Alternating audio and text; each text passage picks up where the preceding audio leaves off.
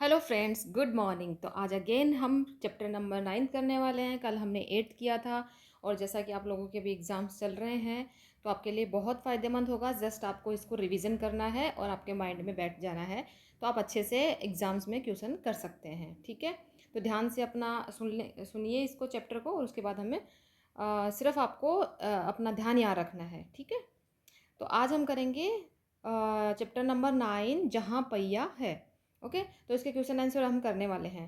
पहला क्वेश्चन है हमारा, उन जंजीरों को तोड़ने का जिनमें वे जकड़े हुए हैं कोई ना कोई तरीका लोग निकाल ही लेते हैं। आपके विचार से लेखक यहाँ पे जंजीरों द्वारा किन समस्याओं की ओर इशारा कर रहा है। ठीक है, और आज जंजीरों मतलब यहाँ पे पूछना चाह रहा है कि इसमें जंजीरों यानी कि जंजीर का मतलब क्या हो रहा है, कि किस बात के लिए लेखक कहना चाह रहा है। ठीक है, तो लेखक यहाँ पे जंजीरों द्वारा रूढ़िवादी प्रथाओं की ओर इशारा कर रहा है जिनका सामना तमिलनाडु के पुडुकोट्टई ज़िले की महिलाएं कर रही थी, और आज भी महिलाएं बहुत सारी जंजीरों में जकड़ी हुई हैं। तो यहाँ पे जो बात की जा रही है वहाँ पे जो तमिलनाडु की जो महिलाएं थी उनके लिए की जा रही हैं। ठीक है, रूढ़िवादी प्रथाएं मतलब पुरानी जो रीति रिवाजें हैं जिनका कोई मतलब नहीं है, वो आज भी चली जा रही हैं। ठीक है, नेक्स्ट क्वेश्चन है, क्या आप इस लेखक की बात से सहमत हैं? अपने उत्तर का कारण भी बताइए।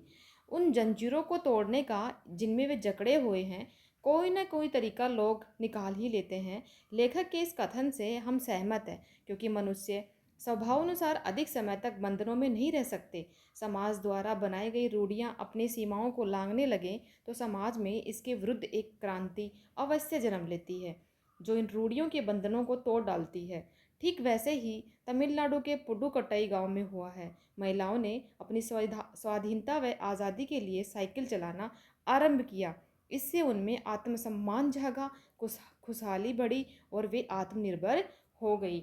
आपके भी घर में आप देख पाएंगे अपनी मम्मी, चाची, ताई जिनको भी हैं उनको देख पाओगे कि आज भी वो कितनी रूढ़िवादी धाराओं में जी रही हैं। तो हमारा काम है उनको उनसे बाहर निकालना। तो लेखक यहाँ पे हमें एक संदेश दे रहे हैं। किताब पढ़ने का मतलब, क्वेश्चन आंसर करने का मतलब ये नहीं है कि में सिर्फ हमें मार्क्स लेने हैं।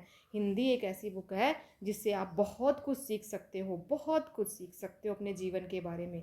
ठीक है, क्वेश्चन नंबर 3 है यहाँ पे। नेक्स्ट, साइकिल आंदोलन, यानी कि देखो महिलाएं जो तमिलनाडु की महिला थी उन्होंने साइकिल चलाना शुरू किया था उसके अगेंस्ट, जो प्रथा थी उसके अगेंस्ट। ठीक है, तो साइकिल आंदोलन से पुडुकोट्टई की महिलाओं के जीवन में कौन कौन से बदलाव आए। अब देखो, उन्होंने जब ये आंदोलन शुरू किया तो उनके जीवन में क्या क्या आया। महिलाएं अपनी स्वाधीनता व आज़ादी के प्रति, यहाँ पे सबसे पहले हमें देखना होता है कि एक पुरुष और एक महिला दोनों आज़ाद होने चाहिए भाई, उनको जकड़ना नहीं है। लेकिन हमने क्या कर दिया है, हमारे समाज में क्या हो गया है कि महिलाओं को एक बंधन देके, हर चीज़ में बंधन देके हमने बांध दिए हैं। तो सबसे इम्पोर्टेंट बात आती है यहाँ पे महिला की आज़ादी की, कि वो आज़ादी के प्रति जागृत हुई। कृषि उत्पादों को समीपवर्ती गांवों में बेचकर उनकी आर्थिक स्थिति सुधरी और वे आत्मनिर्भर हो गई। ठीक है, हर इंसान को सेल्फ डिपेंडेंसी होनी बहुत ज़रूरी है। अपने आप पे आत्मनिर्भर होना बहुत ज़रूरी है, आज़ाद होना बहुत ज़रूरी है, तभी ही वो ग्रो कर पाता है। समय और श्रम की बचत हुई, समय की बचत हुई, नहीं तो वो फालतू वो रूढ़िवादी धाराओं में लगी हुई थी, जो भी उनका जो फेस्टिवल था उसी में घुसी हुई थी। स्वयं के लिए बहुत इंपॉर्टेंट बात है कि आत्मसम्मान की भावना पैदा हुई, अपने लिए एक सेल्फ कॉन्फिडेंस खुद में आता है जब हम कुछ करते हैं तो। ठीक है, तो इस कहानी से, इस चैप्टर से हमें समझना चाहिए, इस रिपोर्टाज से, नोट हम कहानी नहीं कह सकते इसको, रिपोर्टाज है, इसको हम कह सकते हैं कि हमें भी इससे सीख लेना चाहिए। अगर हमारे आसपास ऐसा कुछ हो रहा है तो हमें उसको बदलना चाहिए। ठीक है, और अगर ऐसा कुछ हो रहा है तो बताइए आप कमेंट सेक्शन में, हम अगले चैप्टर में उसकी बात करेंगे। क्वेश्चन नंबर 4 है, शुरुआत में पुरुषों ने इस आंदोलन का विरोध किया। हमेशा कोई भी देखो, हम जब भी हम कोई नई शुरुआत करते हैं तो विरोध जरूर होता है। शुरुआत में पुरुषों ने इस आंदोलन का विरोध किया, परंतु आर साइकिलिस्ट के मालिक ने इसका समर्थन किया। क्यों? जो साइकिल्स के मालिक थे उन्होंने समर्थन किया। क्यों? शुरुआत में पुरुषों ने इस आंदोलन का विरोध किया क्योंकि उन्हें डर था कि इससे नारी समाज में जागृति आ जाएगी, जो कि आज भी है।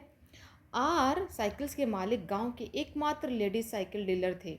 अब यहाँ पे भी उसने अपना फ़ायदा देखा ना सबसे, चलो जो भी देखा, लेकिन फिर भी कि वो एक लेडीज साइकिल के डीलर थे, यानी कि वो बेचते थे, इस आंदोलन से उसकी आय में वृद्धि होना स्वाभाविक था। सही बात है ना, देखो अब हर कोई फ़ायदा देखता है भाई, इसलिए उन्हें स्वार्थवश आंदोलन का समर्थन किया कि लेडीज साइकिल आने का इंतजार न कर पाने वाली महिलाओं ने जेंट साइकिल ही खरीद ली, जिसका सीधा साधा लाभ उन्हें मिल रहा था।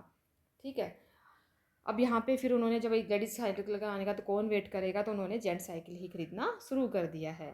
ठीक है, तो वो साइकिल बेच रहे हैं तो वो तो क्यों मतलब विरोध करेंगे भाई, उनका उनका सामान बिकेगा। ठीक है, क्वेश्चन नंबर 5 है, प्रारंभ में इस आंदोलन को चलाने में कौन कौन सी बाधा आई।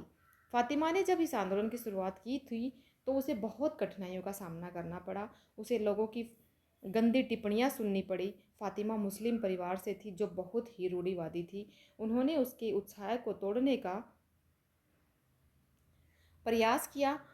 पुरुषों ने भी इसका बहुत विरोध किया। दूसरी कठिनाई यह थी कि वहाँ लेडीज साइकिल पर्याप्त संख्या में उपलब्ध नहीं थी, पर महिलाओं ने इसकी परवाह नहीं की और अपने आंदोलन को प्रगति के पथ पर ले जाती रही। पहले मतलब आई दिक्कतें आती हैं, लेकिन जब हम एक कदम उठाते हैं तो फिर दूसरा कदम भी रास्ते अपने आप खुलते हैं। ऐसे नहीं है कि हम सोचते रहें कि अच्छा सारे रास्ते खुले होंगे तभी हम उस काम को शुरू करें। अगर दिख रहा है कि कुछ अच्छा है तो उसको शुरू कर देना चाहिए।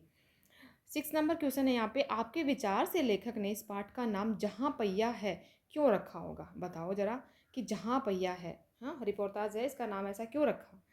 लेखक ने इसका पाठ का नाम जहाँ पहिया है तमिलनाडु के पुटुकोट्टई गांव के साइकिल आंदोलन के कारण रखा, क्योंकि साइकिल में क्या आता है, पहिया आता है। ठीक है, उस गांव में महिलाओं को पुरुषों के विरुद्ध खड़े होकर साइकिल को अपनी जागृति के लिए चुनना बहुत बड़ा कदम था। पहिए को गतिशीलता का प्रतीक माना जाता है और इस साइकिल आंदोलन से महिलाओं का जीवन भी गतिशील हो गया, कि चलता रहता है। अब ऐसे ही जैसे साइकिल का पहिया चलता रहता है, गतिशील है, वैसे ही महिलाओं का जीवन भी गतिशील हो गया। उनकी रूढ़िवादी जिंदगी बदल गई और उनमें आत्मनिर्भरता की भावना बढ़ गई। अब मैं यहाँ बार बार आपको ऐसे बताना चाह रही हूँ क्योंकि देखो रटना नहीं है, चीज़ों को समझना है। ओके, क्वेश्चंस को आपको समझना है कि कैसे आंसर लिखना, और अपनी भाषा में अगर आप आंसर लिखोगे तो वो ज़्यादा इफेक्टिव होगा राइटर के उसके लिए भी, जो कॉपी चेक करेगा, आपके टीचर के लिए भी। ठीक है, तो इसमें देखिए आपकी गतिशीलता के कारण। ठीक है, तो इससे क्या हो गया, जब साइकिल आंदोलन हुआ तो उनके जीवन में भी गतिशीलता हो गई और उनकी ज़िंदगी बदल गई, वो आत्मनिर्भर हो गई। नेक्स्ट क्वेश्चन है हमारा, अपने मन से 7 नंबर है, अपने मन से इस पाठ का कोई दूसरा शीर्षक सुझाइए। कोई दूसरा शीर्षक बताओ, अपने दिए हुए शीर्षक के पक्ष में तर्क भी दीजिए। अब साइकिल करेंगे महिलाओं को आत्मनिर्भर भी इस पाठ के लिए उपयुक्त नाम हो सकता था, क्योंकि साइकिल आंदोलन से ही महिलाएं अपनी स्वाधीनता व आज़ादी के प्रति जागृत हुई। कृषि उत्पादों को समीपवर्ती गांव में बेचकर उनकी आर्थिक स्थिति सुधरी व आत्मनिर्भर हो गई। तो साइकिल करेंगी, या फिर आपके दिमाग में कोई आ रहा है तो कमेंट में बताइएगा ज़रूर मुझे। नेक्स्ट है, साइकिल चलाने से फातिमा और पुडुकोट्टई की महिलाओं को आज़ादी का अनुभव क्यों होता होगा। मतलब क्यों होता होगा भाई, इसमें कौन सी आज़ादी है, तो बताओ ज़रा। तो फातिमा के गांव में पुरानी रूढ़िवादी परंपराएं थी। वहाँ औरतों का साइकिल चलाना उचित नहीं माना जाता था, यानी कि ऐसे गलत निगाहों से औरतों को देखते थे कि ये साइकिल चला रही है, और आज भी देखते हैं। इन रूढ़ियों के बंधनों को तोड़कर स्वयं को पुरुषों की बराबरी का दर्जा देकर फातिमा और पुडुकोट्टई की महिलाओं को आज़ादी का अनुभव हुआ। यानी कि उन्होंने दिखा दिया कि पुरुष ही हमसे आगे नहीं है, हम भी उतना ही हक रखते हैं, हम भी एक इंसान ही हैं, जो कि हमें भी हर चीज़ करनी चाहिए ज़िंदगी में। यह मतलब कहने का मतलब यही है कि उनको बंधनों में नहीं बांधना है। ठीक है, तो उन्हें आज़ादी का अनुभव होता गया। नेक्स्ट है यहाँ पे भाषा की बात वाले क्वेश्चंस आ गए अभी। उपसर्ग और प्रत्ययों के बारे में आप जान चुके हैं। इस पाठ में आए उपसर्ग युक्त शब्दों को छाटिए, उनके मूल शब्द भी लिखो। आपकी सहायता के लिए इस पाठ में प्रयुक्त कुछ उपसर्ग और प्रत्यय इस प्रकार हैं। जो उपसर्ग है वो है अभि, प्र, अनु, परि, वी, है ना।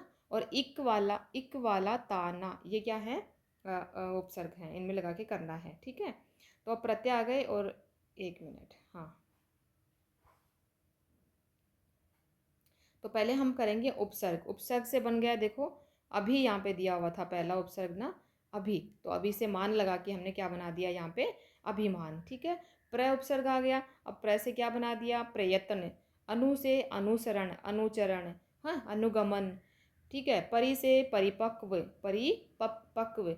वी से विशेष, यहाँ पे बन गया वी प्लस शेष बराबर विशेष। अब इक प्रत्यय वाला त न, अब उपसर्ग और प्रत्यय आपको पता होना चाहिए कि जो शब्द के स्टार्टिंग में लग के अगर एक नया अर्थ दे देते हैं और उनको मतलब दूसरा रूप दे देते हैं पीछे जुड़ के, तो वो उपसर्ग होते हैं। और पीछे जो क्या होते हैं, वो प्रत्यय लग के अगर कोई नया अर्थ चेंज कर देते हैं किसी भी शब्द में, तो वो हमारे प्रत्यय होते हैं। अब इक से वाला और ता और ना से हमें बनाना है। तो धर्म में हमने इक जोड़ दिया तो क्या बन गया हमारा धार्मिक। ठीक है।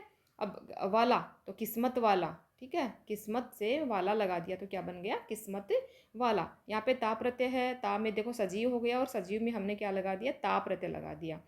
चढ़ना, चढ़ना, ये ना प्रत्यय लगा दिया। चढ़ भी हो सकता है, एक अलग वर्ड हो गया, लेकिन ना प्रत्यय लगने से बन गया चढ़ना, नया वर्ड बन गया। नव प्लस साक्षर, नव साक्षर। गतिशील, ठीक है, शील प्रत्यय था यहाँ पे। गतिशीलता, गतिशील में हमने लगा दिया गतिशीलता। गतिशील यहाँ पे अलग हो गया कि गतिशील पहिया था, उनकी जिंदगी भी गतिशील हो गई, और इसमें हमने ता प्रत्यय लगा दिया तो क्या बन गया गतिशीलता। यहाँ पे हमारा चैप्टर ख़त्म होता है। अब अगर आपको अच्छा लगा तो प्लीज़ कमेंट में ज़रूर बताइए। ठीक है, और कुछ भी डाउट हो तो मुझे कमेंट्स में पूछ सकते हो। और अगर आपको चैप्टर पढ़ना है इसका तो कमेंट कीजिए, इंग्लिश पढ़ना है तो इंग्लिश के लिए भी कमेंट कीजिए। Thank you. ऐसे ही पढ़ते रहिए और मुस्कुराते रहिए। बाय बाय, मिलते हैं एक नेक्स्ट चैप्टर के साथ।